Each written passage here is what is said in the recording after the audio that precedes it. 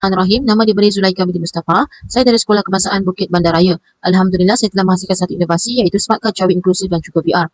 Okey, Smart Card Cawi Inklusif dan VR ini merupakan satu kit intervensi pembelajaran hybrid berimpak tinggi yang menggabungkan BBM, fizikal dengan digital dan VR. Inovasi ini direka khas secara bersiri dan berperingkat bagi menangani isu keciciran literasi Jawi secara tumpuan dalam kalangan murid tahap 1 dan tahap 2.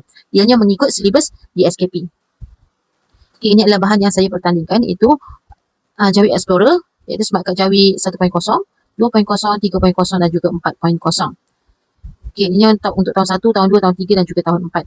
Okey, kemudian objektif adalah untuk meningkatkan kemahiran literasi Jawi, membaca dan menulis melalui kaedah pembelajaran bermakna berpusatkan murid. Okey, untuk kumpulan sasaran adalah untuk murid tahun 1 hingga tahun 4 dan ianya boleh digunakan pakai sehingga murid tahun 6 jika mereka masih lagi belum mahir membaca Jawi. Okey, fokus intervensi murid yang belum menguasai huruf tunggal Jawi, murid yang lemah membaca suku kata mudah, murid yang dikenal pasti melalui ujian pra dan juga PGD. Okey, pendekatan inklusif sesuai untuk tahap 1 dan tahap 2, pembelajaran kediri atau bimbingan guru menyokong berbagai tahap keupayaan murid. Seterusnya, okey, Smart Card Jawi Inklusif ini telah digunakan pakai dalam Kem Cemerlang Jawi Siri 1 di Sekolah Kebangsaan Bukit Bandaraya.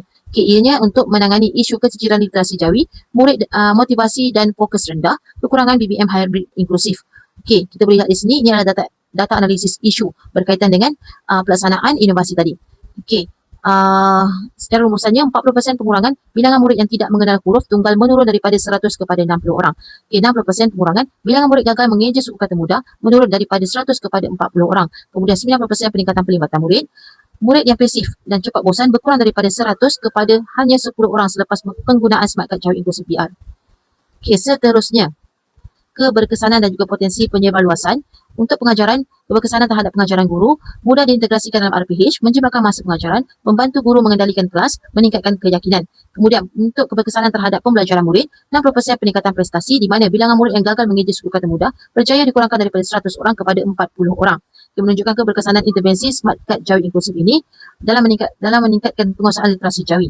Okay, peningkatan motivasi dan juga fokus. Di mana sebelum ini 15 minit sahaja murid dapat fokus dan selepas menggunakan inovasi ini hampir 40 minit murid dapat fokus di dalam kelas. Murid lebih aktif, seronok dan responsif. Okay, disebar luaskan. Okay, potensi untuk disebarkan luaskan bahasa ini ianya digunakan pakai oleh guru pendidikan Islam, digunakan pakai oleh guru pemulihan, digunakan pakai juga dalam Kem Cemerlang Jawi Siri 1 dan ianya akan diteruskan dalam Kem Cemerlang Jawi Siri 2. Okay, penyebar luasan peningkatan luaran sekolah dan lain ataupun daerah, modul digital dan reka bentuk kit Smart Card disimpan dalam bentuk digital, Google Drive dan juga Canva, boleh dikongsi melalui pautan dan juga kod QR, mudah dimuat turun, dicetak dan diaplikasikan oleh sekolah lain. Kos pelaksanaan yang rendah dan mudah diaplikasikan di pelbagai sekolah. Okay, ini sahaja. Terima kasih.